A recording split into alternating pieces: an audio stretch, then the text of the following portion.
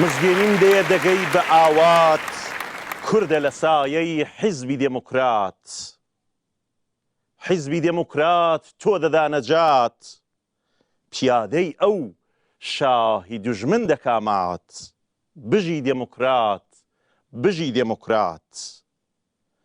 کوردە گیان ئەوڕۆ چاو دڵت ڕوون، کوردە گیان ئەوڕۆ چاو دڵت ڕوون، لاوانی وڵات پاک ئامادە بوون. تەمای وەیانە ڕاپەڕن ببزون، لێوی دوژمنی هەرزەگۆ بدرون. بژی دێموکرات، بژی دێموکرات. پێکیان هێناوە لەشکرێکی چاک، لە لاوی ئازا و بەکار و چالاک. هومێدم وایە لاوانی خوێن پاک، بە خوێنی خۆیان بپارێزن خاک. بژی دێموکرات، بژی دێموکرات. هەموو بە جەرگ و ئازا و دلێرن، هەموو بێباک و دڵپاک و مێرن. لەناو سەنگەردا لە وێنەی شێرن، نەتەوەی بێشک پێیان ناوێرن. بژی دێموکرات، بژی دێموکرات. پێشمەرگەی کوردی لە مەیدانی جەنگ، بەرگەی ناگرێن نە شێر نە پڵنگ. دوژمنی ئێمە تازە بکا دەنگ، سینگی دەسمن بە گولەی تفەنگ. بژی دێموکرات، بژی دێموکرات. ڕۆژی بەرگری و شەڕ و تەنگانە، پاڵەوانێکە هەر یەک لەوانە. بە کوێری چاوی پیسی بێگانە، ئەوڕۆکە ڕۆژی جێژنی کوردانە. بژی دێموکرات، بژی دێموکرات. حیزبی دێموکراتی کوردستانی ئێران لە ڕۆژی 25 گەلاوێژی ساڵی 1324 هەتاوی واتە 66 ساڵ لەمە و پێش لەسەر بناغەی کۆمەڵەی ژێکاف لە شاری مهاباد دامەزرا.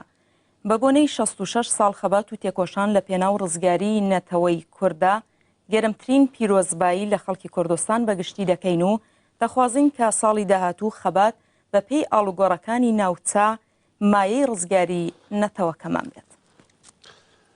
بله بینەرە ڕێزدار و خۆشتیوی تیشتیوی جارکردن ئەو دەماوە باش و خەلکی کوردستانی و خەلکی مە لە هەر کوڕابن جەژنەوە پیرۆز. کوردستان جەژناتە پیرۆز. بینا هەوکاری منیە ڕێزدار گوتن و ژخوا هەموو تش باسکردن و دیارە ئیرۆ چیکە و جارکردن بینا هەموو جاری لە جەوێکی خاومانیدام لە خزمەتوەی ڕێزداردانە بۆ بەرنمەیەکی تایبەتی، بەرنمەیەکی دیرۆکی ڕۆژێکی تایبەتی لە مێژووە گەلی کوردە. ڕۆژە 25 گەلاوێژێ ساڵە ڕۆژە دامەزراندنە حیزبا دموکراتە کوردستانە ئیرانی. ئەم بینا هەموو جارە لە خۆشی و نەخۆشیەدا بە خەلکی خوارەنە و وێ ڕۆژە دیرۆکی دەژی تەویوەنە. جەژنەوە پیرۆز بە. لە دەستپێکیدا حەز دەکەم بینا هەموو جارە بینا هەموو بەرنمەیەمە یە خاسمایی و تایبەتی لە ئیرۆ ڕۆژە جەژن و شاهیە دیسا من ئالیا بیرەخانە بن. دەستپێکیدا بە ئالیکاریە هەواڵە حەز دەکەم ئەوێ جەژنێ لە مالباتە گەشت شەهیدên ڕێیا ڕزگاریە کوردستانی بە تایبەت شەهیدên کۆ لە دامەزرێنەرێ ئەوەی حەزبێ بوونە شەهیدên کۆ بە مەزنترین سەرمایە ژیانە خا دەستپێکێک بوون بۆ دامەزراندنە وێ حەزبا مودێرن وێ حەزبا پێشکەوتی وێ حەزبا سەردەمیدا کۆ گرنگیکی تاریخیە خەها بوو.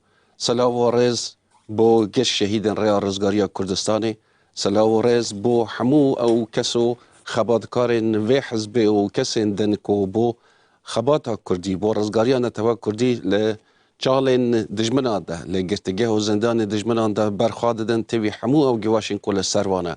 Sila û rêz bû kemendamên ku beşik li bedena xwe beşik li xwe danîne bû vê xebatê bû vê berxwedanê. Sila û rêz bû endam alîgir kadr û pêşmergên vê hezba kevnar vê hezba ku yekîmîn hezba modêrna Kurdistanê Hezba Demokrata Kurdistanê Îranê. Selav û rêz bû giş xelkî Kurdistanê û ji rêya wan ve bû hemû alîgir û girên evê hezbê ku her dem berxwedan. بینە ڕێزدار ئەم خزمەت بەدەنە بۆ ئالیکاریە هەواڵان بۆ بەرنمەیەکی تایبەتی ئیرۆکۆ مەبسا بڕیاردا ئیرۆ لەبەر ئەوەی و بێ بۆنێوە هەردەم هەنێکی زووتر دەست پێ دەکەن بە تایبەتی جیەخوا ئەم سپاسی ئەوان بڕێزا ئەوان ئەندامان و ئالیگرام بکەن و دەبێ ڕەوشە تایبەتیە کوردستانیدا بچە ئەوەی بەرخوادانە و چالەکیوان ڤڕۆژ بڕۆژێ بەردەوام بوون و هەیامێک بەرینها حتەنی گەیشتنە ئیرۆژی و تلفۆنی ما بەروێ هێندە ئەم حەز دەکەن هەر لە دەستپێکدا لە خزمەت ڤەدا بن و ئەم حەز دەکەن ئیرۆ ئون قسە بکەن ئەم گۆی خوابنەوە تلفۆنی ما دیارن و هەر نەهادە هەواڵی ما و تلفۆنانە دانینە لێ بەریکۆ باریکاری هەواڵە حەز دەکەم باسی وێندێ بکەم لەبەرەوەکو بێشەک تلفۆنی ما یە نەها دیسان پڕ بن و یە پڕ مەژوول بن ئەم داخوازە ما لە بینەرە ئەوەیە کو لە هەردوو تلفۆنە مەفاهەوەرگرن ئەگەر هەر یەکێ لێدن خاون دەزانن ئاخرە تلفۆنی 28 و 29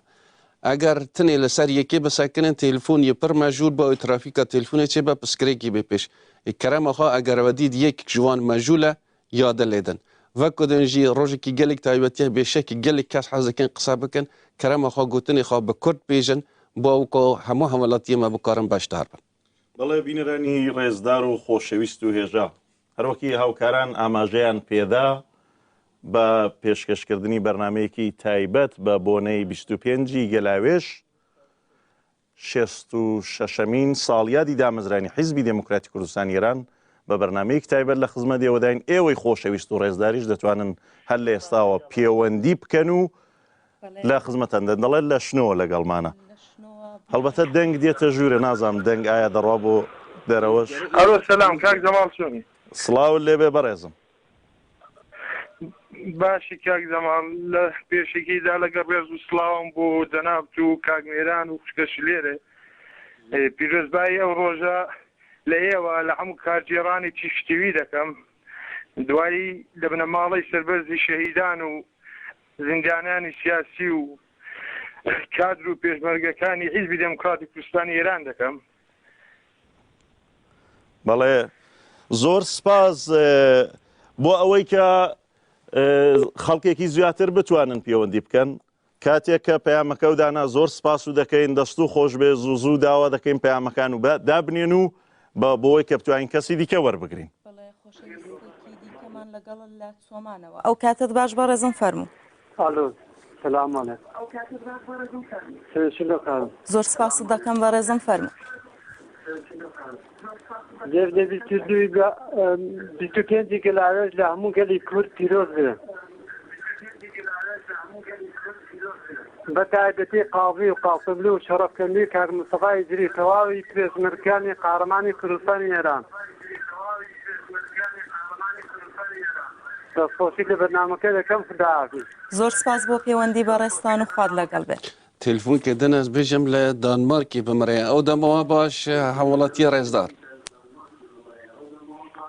کەرەمکەن سڵاو و ڕێز و خۆشەویستی بۆ کاک مێرانی بەڕێز و کاک جەماڵ و خوشکە شیرێری خۆشەویست زۆر سپاس پیرۆز بێت 25 گەلاوێژ تا ڕۆژی دامەزرانی حزبی دموکراتی کوردستانی ئێران پیرۆز بێت لە بەڕێز و خۆشەویست کاک مستەفای هیجری لە حزبی دموکراتی کوردستانی ئێران لە ئەندامان و دۆستان و دایانگران و خۆشەویستی حزبەکەمان پیرۆز بێت لە ئەندامان و دایانگران و دۆستانی حزبی دموکراتی کوردستانی ئێران پیرۆز بێت لە بنەماڵەی شەهیدانی سەربەرزی گەلی کورد و کوردستان پیرۆز بێت 25 گەلاوێژ 25 گەلاوێژ تا ڕۆژی دامەزرانی حزبی دموکراتی کوردستانی ئێرانە ڕووناکایی ماڵی هەموو کورد و کوردستانە بژی کورد بژی کوردستان سەرکەوێ شۆڕشی ملی دموکراتیکی گەلی کورد بە ڕێبەرایەتی حزبی دموکراتی کوردستانی ئێران چونکە دانێرەر و دامەزرانی کۆماری کوردستان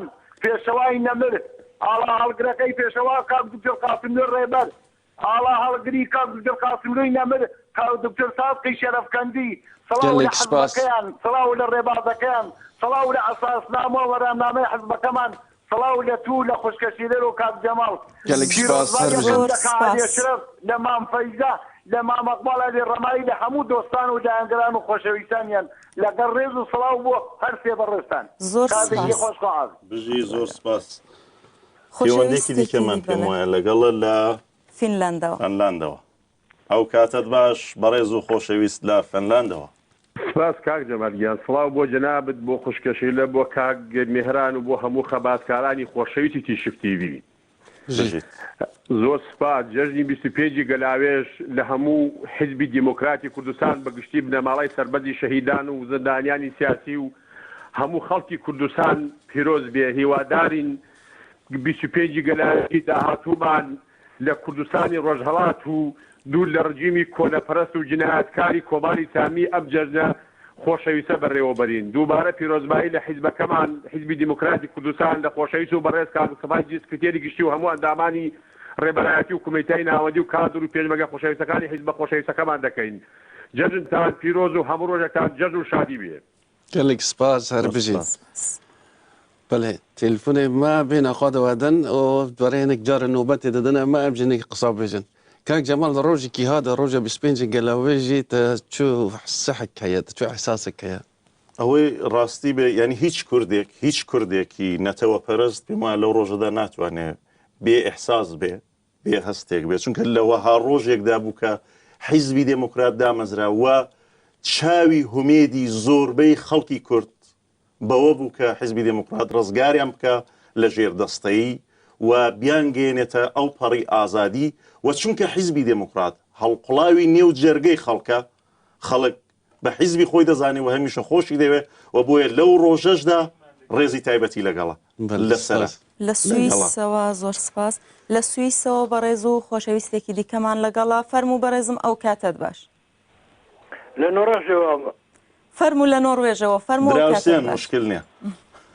سڵاو لە خشکەشلێر و لە کاک ناسری و کاک میهران و لە تەواوی ئەندامان و لە ئاگرانی حیزبی دموکراتی کوردستان ئێران. سڵاو لە ئەندامانی دەستەری سیاسی و کومیتەی ناوەندی و برادرانی کەمەندامانی و تەواوی ئەو برادرانی لە ئێرانی ئەو ڕۆکانە قارەمانەتی دنیان دەستەری گەرمان دەکشم و سڵاو بووان و سڵاو لە حیزبی دموکراتی کوردستان ئێران مەبارەک بێ 25 گەلاوێژ 66 ساڵە حیزبی دموکراتی کوردستان ئێران هەر بژین و سەرکەوتو بن. سڵاو بە هەموو لایەکی. gelek spas bawajî. کاک ناسریژە من بووم بۆ ئاگاداری. هەرەیە من دلە بوون ئەوەی بپرسم لە ناو خەوات و تێکوشیندا gelek جارە ناوی دژی هەنە هەنێک جارە چەند ناو هەنە تەنە بە ناوکە دژی هەبە. وەڵا نەوەڵا نام وەڵام بەرحاڵ. بەڵێ لە سوئیسەوە ئەوجار پەیوەندیمان لەگەڵا. فەرمونون ئەو کاتتان باش. ئەلو بەڵە فەرموو. من لە سوئیس نیم، لە سوید جەنگ لێدم خوشکی بەرێز. بەڵێ زۆر سپاس بۆ پەیوەندی بەڕێستان. ئەمن وام گوێ لێبوو فەرمووتکەیە. خواهش دەکەم ئەز جێژنە 25 گەلاوێژی 66 ساڵ تەمەنی پیرۆز